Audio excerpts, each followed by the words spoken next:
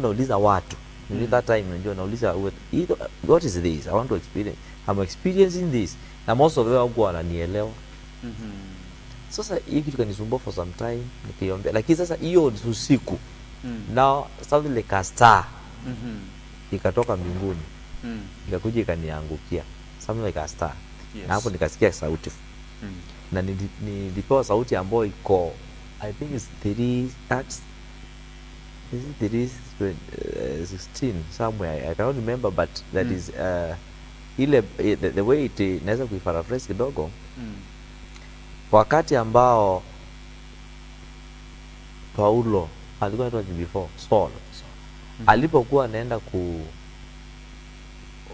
to persecute the Christians on the way, is it Damascus or on the way, kuna kitu ilitendeka. He was struck and sauti ikatokeka kumwambia, why are you doing what? Persecuting my people. So hapo ndio sasa wito anani ilianza ya Paulo, akachangiwa name from Saul to Paul.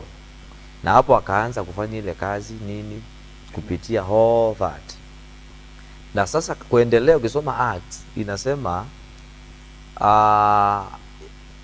yeye mwenyewe Mungu akamwambia amemuita. Sasa mimi hiyo the context ndio sasa ilikuja in my hiyo that night now. Utakuwa unatoa word from the powers of darkness, yes, and they enter to the light.